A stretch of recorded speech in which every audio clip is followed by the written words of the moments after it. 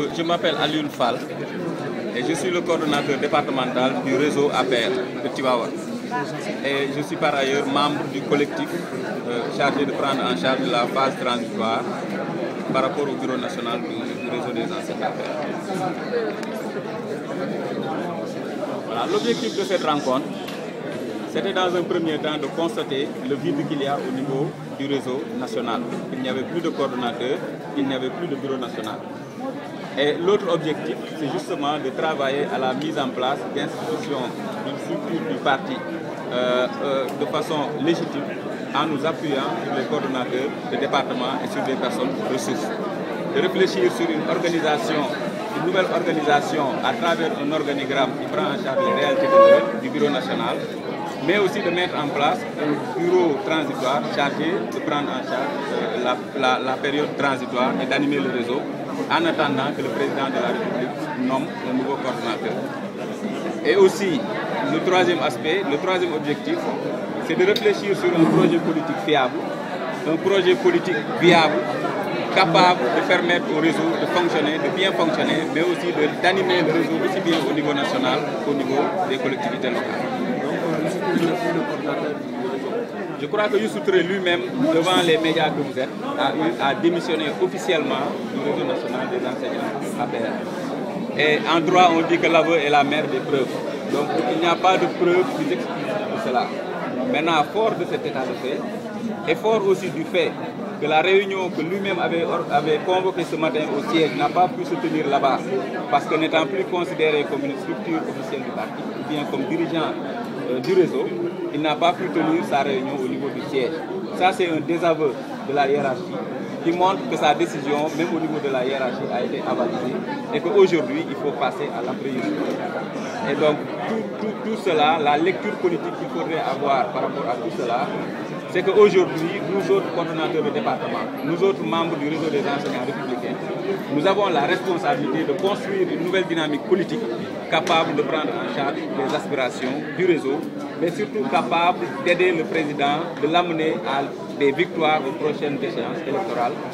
Les élections législatives, c'est en 2017, et ça devrait être la victoire du réseau des enseignants APR. Le deuxième mandat devrait être le mandat du réseau des enseignants républicains, parce que c'est ce réseau qui va travailler, qui va massifier et qui va, de façon concrète et objective, montrer que c'est elle qui va gagner ces élections. Qui a le meilleur profil donc, pour succéder à Youssou Touré? Donc, je crois que cette lecture-là, c'est une lecture qui appartient au président de la République. C'est lui qui a fondé le réseau, qui avait nommé Youssou Touré.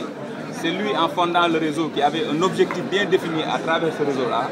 Donc c'est à lui, à travers ces objectifs-là, et à travers les profils qu'il a, le président est la personne la mieux renseignée au Sénégal. En fonction de ses ambitions, c'est à lui de choisir la personne qui, de son point de vue, paraît être, comment on appelle ça encore, paraît avoir le bon profil pour manager ce réseau. Maintenant, ce qu'il faut ajouter, c'est que le réseau tel qu'il a fonctionné depuis quelque temps, ne peut plus se refaire. Un réseau dirigé par une personne et une bande de copains ne peut plus exister. Ce qui peut exister, c'est un réseau avec un coordonnateur qui a les capacités managériales de manager toute une équipe et les décisions seront prises par cette équipe-là. Alors dans ce cas, peut-on connaître la composition des différents départements qui sont ici présents aujourd'hui? Je crois qu'aujourd'hui, nous avons 35 départements qui sont présents. 35 qui sont officiellement installés. Il y en a 35. Il y a 10 départements dont les coordonnateurs n'ont pas été officiellement installés. Donc nous avons dans notre projet politique, nous entendons aller renforcer les réseaux qui ont été officiellement installés, les constater et les renforcer, mais aussi là où le réseau n'a pas été installé officiellement, nous allons nous appuyer sur les points focaux pour pouvoir installer un réseau fonctionnel.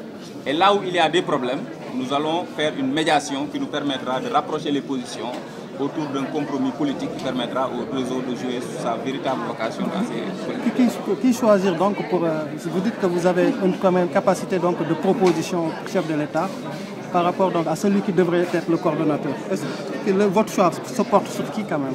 Non, je crois que c'est une question prématurée. Nous sommes à l'entame d'une dynamique politique qui va aboutir sur ces choix-là. Donc laissez-nous au moins la latitude de réfléchir d'aborder la question avec beaucoup plus de sérénité et donc d'en discuter entre nous pour trouver un consensus autour d'une personne ou bien autour de 2 ou 3 personnes que nous allons proposer au président. Encore que ce ne seront que des propositions.